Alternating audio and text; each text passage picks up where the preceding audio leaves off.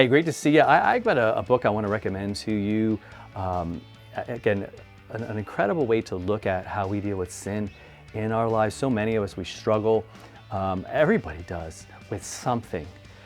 Something would rather be, like more patient, more loving, more kind. Maybe you don't want it to bother you when someone cuts you off in traffic. Something simple like that to something that's full blown that others would characterize as an addiction, right? It might be substance abuse, might be gambling addiction, whatever it might be. And you're like, man, why does it keep coming back? Why I struggle, I get away from it, I try to push it away, but he says it's your desire. And so this book is called Rewire Your Heart, and the subtitle is Replace Your Desire for Sin with Desire for God. There it is one more time. So it's replacing that desire for sin. That's the problem. It's a heart problem. Listen, you're not going to put to death something that you dearly love, something that has your heart. Because if you were to take care, if you were to ditch that, and your heart's attached to it, like your heart's going with it, and you're afraid of that, and you're not going to do it. You're not going to do it. You might like try willpower and try to power it away. And I think you need to do all those things as well. But he's saying, look, those are not going to treat the real issue. To me, it feels like taking cold medicine, and you've got a raging like pneumonia inside of you. It's bacterial. You need some medication. You need something to get at the heart of that. And the desire for us is the heart of it. The symptoms are all the things that we do. But man, we need that antibiotic, if you will, to get in there and do its work, and for the gospel to do its work, for God's love to do its work. And I love that you replace your desire for sin with a desire for God, a love for Him, and not a love for sin. And it's time for us to be honest. That's what we're doing in this spiritual inventory, being honest with ourselves.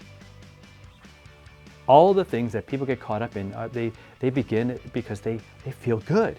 All of them. Dangerous, horrible things can begin in a way that felt good. And so we go back to it, and our brain kind of begins to be wired to like that. And our heart the same way. Okay, so James puts it this way. He says, but each person is tempted. Here's why we're tempted. When we're lured and enticed by his own desire. And then desire, when it's conceived, it gives birth to sin. And sin, when it is fully grown, brings forth death. Now, Bowden in his book, or Bowden, what he says is that temptation is so powerful because it's something that is tempting.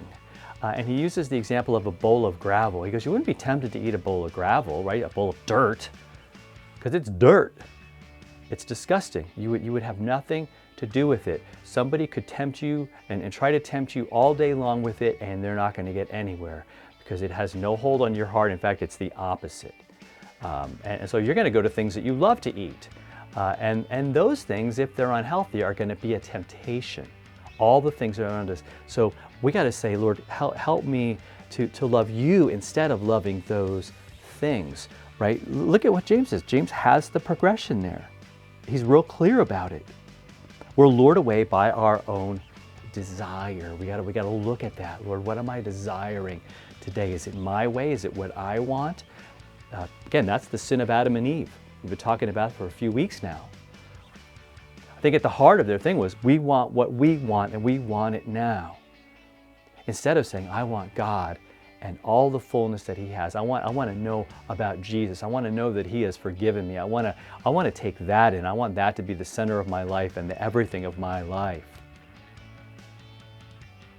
So that I'm busy loving God, and my heart is filled with love for God, so much so that sin and wickedness and evil and all those other things are crowded out, and they're put to death. They're put down. They're put off, as Paul says as well.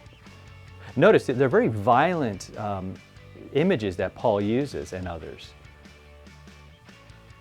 It's because we got to deal with it severely. No more flirting with it. No more thinking, oh man, I'm strong enough. I can keep scrolling. No.